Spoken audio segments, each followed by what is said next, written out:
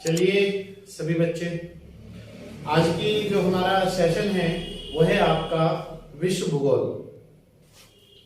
और विश्व भूगोल में भी जो हमारा टॉपिक है वो है महासागरीय जलधाराएं। महासागरीय जलधाराएं, क्योंकि यहां से बार बार एग्जाम में क्वेश्चन देखने को मिल रहा है, तो आगामी जो हमारी जल्दी ही आगामी परीक्षा है उन्हें देखते हुए तो थोड़ा सा ये था कि भाई जल्दी क्लास दे दी जाए बच्चों को, ताकि दिक्कत ना है एग्जाम में। तो ध्यान रखना, महासागरीय जो जलधाराएं है वो दो प्रकार की होती है, एक तो गर्म जलधारा और एक ठंडी जलधारा। तो ये जलधाराओं का जो क्लास है ये हम दो पार्ट में लेके पढ़ेंगे, दो क्लासों में लेकर चलेंगे। क्लास 1 आज की गर्म जलधाराओं पर है और क्लास 2 ठंडी जलधाराओं पर होगी। ठीक है, मैं आपको पहले इंफॉर्मेशन दे रहा हूं ताकि हमारा कोई भी क्वेश्चन यहां से ना छूटे। ये most very very important topic है, इसलिए इस पे हमने दो क्लासें रखी है। ठीक है, तो आइए देखते हैं क्या है। तो गर्म जलधारा टॉपिक है आज का हमारा। देखिए महासागरीय जो जलधारा है उनकी परिभाषा देखिए क्या है। परिभाषा क्या है? किसी निश्चित दिशा में, याद रखना, किसी निश्चित दिशा में, मतलब एक फिक्स डायरेक्शन में। निश्चित दिशा का मतलब है एक डायरेक्शन में। ठीक है, एक लंबी दूरी तक बहने वाली जल राशि या जल प्रवाह। भाई जो हवा होगी उसमें नमी तो जरूर होगी, जल राशि उसे कहते हैं, जल प्रवाह भी उसे कहते हैं, को महासागरीय जलधारा कहते हैं। क्लियर? आप इतना याद रखना, किसी एक निश्चित दिशा में बहने वाली जलधारा को जलधारा कहा जाता है। ठीक है, ये दो प्रकार की होती है जलधारा आपकी, एक तो गर्म जलधारा और एक ठंडी जलधारा। ठीक है, आज जो हम टॉपिक करेंगे कवर वो गर्म जलधारा का टॉपिक कवर करेंगे। ठीक है, देखिए इसकी विशेषता क्या है, गर्म जलधारा क्यों ये गर्म होती है। आप याद रखना, यह जलधारा उपध्रुवीय, उपध्रुवीय का मतलब है ध्रुव, ये है आपके ध्रुव, ये उत्तरी ध्रुव है और ये दक्षिणी ध्रुव है। ठीक है, ये वाला हिस्सा उपध्रुवीय कटिबंध की ओर बहने वाली जलधारा गर्म जलधारा होती है। दूसरा है, ये जो गर्म जलधारा है ये ज्यादातर भूमध्य रेखा से ध्रुवों की ओर चलती है। भूमध्य रेखा का मतलब क्या है, ये आप देख रहे हो 0 डिग्री, ये 0 डिग्री आपका भूमध्य रेखा है, और ये भूमध्य रेखा से यहां से मैं लिख देता हूं भूमध्य रेखा,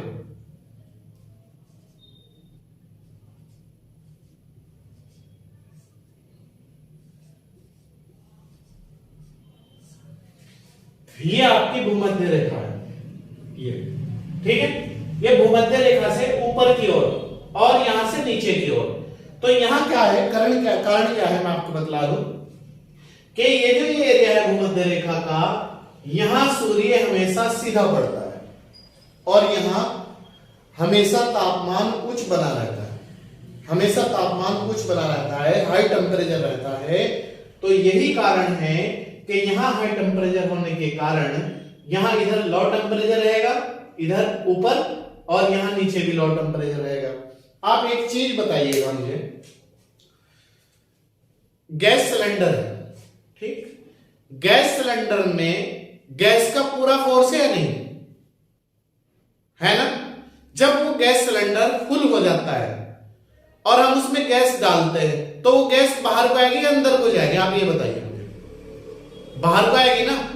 वही काम यहां है कि जैसे यहां गर्म टेम्परेचर है, फुल टेम्परेचर गर्म है, और इधर भी ठंडा है और उधर भी ठंडा है, तो आप ये बताइए कि यहां से इधर को आएगी हवा या इधर को आएगी हवा। यहां से उधर को जाएगी और इधर से इधर को आएगी।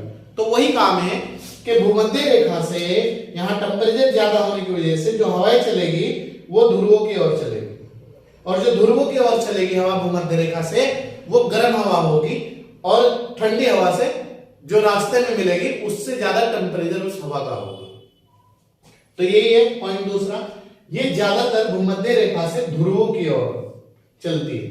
दूसरा है इनके जल का तापमान, ये जो हवा है, रास्ते में आने वाली हवाओं से अधिक होता है। ये बताया मैंने कि तुम्हें कि देखो, जब यहां से गर्माहट से हवा चलेगी यहां से, और इधर ठंडी होगी, तो इधर तो ठंडी हवा होगी ना, तो जब गर्मी वाली हवा, गर्म हवा ठंडे वाले की ओर चलेगी तो टेम्परेचर किसका ज्यादा होगा? तो गर्म हवा का टेम्परेचर ज्यादा होगा, उनका तो नॉर्मल सही रहता है। तो यही पॉइंट कहना चाह रहा। नेक्स्ट पॉइंट है, ये जिस भी स्थान पर चलती है, मतलब ये जो गर्म हवा है, वहां का तापमान बढ़ा देती है। क्लियर? दूसरा पॉइंट नोट में है, ये जो हवाएं है, गर्म हवाएं है, एक बल होता है कोरियालिस बल। ये कोरियालिस बल याद रखना, most very very important point है। कोरियालिस बल प्रभाव के कारण उत्तरी गोलार्ध की जलधाराएं, ये वाला उत्तरी गोलार्ध, ये उत्तरी गोलार्ध है नॉर्थ, ये है नॉर्थ, और ये है आपका साउथ। ठीक है, तो ये यहां से लेके यहां तक उत्तरी गोलार्ध है। तो ये उत्तरी कोरियालिस बल प्रभाव के कारण जब ये उत्तर में हवाएं चलती है, तो ये कोरियालिस बल प्रभाव इन पे अपना ऐसा फोर्स लगाता है कि ये अपनी दाईं ओर मुड़ जाती है। मतलब जैसे मैं खड़ा हूं, मैं उत्तरी गोलार्ध में हूं, तो मेरा दायां कौन सा हो जाएगा? ये है या ये है? मेरा दायां ये हो जाएगा। ठीक है, ये वाला दायां हो जाएगा। अब आप ये देखिएगा कि ऐसा है या नहीं है। ये देखो, इनका डायरेक्शन मैंने ऐसे कर रखा है। ठीक है, तो ये अपने दाईं ओर मुड़ जाएगी। किसके कारण? कोरियालिस बल प्रभाव के कारण। क्लियर है? तो याद रखना, क्वेश्चन आता है गर्म जलधाराएं अपने बाईं ओर उत्तरी गोलार्ध में क्यों मुड़ती है? कोरियालिस बल प्रभाव के कारण। या गर्म जलधाराएं उत्तरी गोलार्ध में कोरियालिस बल प्रभाव के कारण किस दिशा में मुड़ जाती है, या अपने किस ओर मुड़ती है, बाईं ओर या दाईं ओर? तो अपने दाईं ओर मुड़ जाती है। अब नीचे देख लीजिए, दक्षिण में, दक्षिण में ये अपने बाईं ओर मुड़ जाएगी। अब आप ऐसे बताइए, मैं खड़ा हूं, मेरा बायां ये है या ये है? मेरा बायां ये हो जाएगा ना। तो वही काम है, देखो यहां, तो ये देखो आप, जब मैं यहां खड़ा हूं तो मैं अपने बाईं ओर मोड़ रहा हूं। ये देखो बाईं ओर मोड़ दी, नहीं बाईं ओर। तो अब आप याद रखना हमेशा के लिए कि कोरियालिस बल प्रभाव के कारण गर्म जलधाराएं उत्तरी गोलार्ध में अपनी बाईं ओर मुड़ जाती है और दक्षिणी गोलार्ध में अपनी दाईं ओर मुड़ जाती है। किसके कारण? कोरियालिस बल प्रभाव के कारण। क्लियर? अब ये आपकी गर्म जलधारा है, यहां से क्वेश्चन पूछता है। देखो, प्रशांत महासागर में चलने वाली गर्म जलधारा, प्रशांत महासागर, क्यूरोसियो गर्म जलधारा है, अलास्का गर्म जलधारा है, एलिनो गर्म जलधारा है, पूर्वी ऑस्ट्रेलिया की जलधारा गर्म है, सुशीला की जलधारा गर्म जलधारा है। तो ये सब वैसे तो पूछता नहीं ज्यादातर एग्जाम में कि कहां चलती है, प्रशांत महासागर में चलती है या अटलांटिक में चलती है या हिंद में चलती है। डायरेक्ट यहां से क्वेश्चन देता है कौन सी गर्म जलधारा है और कौन सी ठंडी जलधारा है।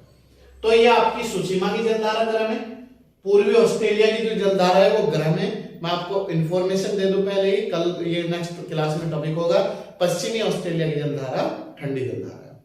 जो पछुआ हवा होती है वो ठंडी होती है हमेशा, परवा हवा गर्म होती है, तो वही पूर्वी गर्म। क्लियर? एल-नीनो गर्म जलधारा है, और इसी में हम पढ़ेंगे ला-नीनो, ला-नीनो ठंडी जलधारा है। ठीक? अलास्का की जलधारा ये भी गर्म जलधारा है, और क्यूरोसियो ये भी आपकी गर्म जलधारा है। ठीक है? अब अटलांटिक महासागर की देख लेते हैं। अटलांटिक महासागर में चलने वाली गर्म जलधारा, ये गर्म ही है सारी। ठीक? देखो, गल्फ स्ट्रीम गर्म जलधारा है, और कहां पर चलती है? अटलांटिक महासागर में। फ्लोरिडा गर्म जलधारा है, कहां चलती है? अटलांटिक में। ब्राजील की जलधारा गर्म जलधारा है, कहां चलती है? अटलांटिक में। गिनी की जलधारा गिनी के तट पर चलती है, ठीक है, गर्म जलधारा है। इरविंजर गर्म जलधारा है, ठीक। अब आते हैं हिंद महासागर। हिंद महासागर में जो दो जलधारा है जो गर्म है, जो हमें याद रखनी है, बाकी तो बहुत है इंफॉर्मेशन, लेकिन हमें जो इंफॉर्मेशन ये वो है जो हमें एग्जाम में बार बार पूछी जाती है। तो एक तो है मोजाम्बिक की जलधारा, ये भी गर्म जलधारा है, ये देखो लिखा हुआ है यहां, कंफ्यूज मत होना बिल्कुल भी।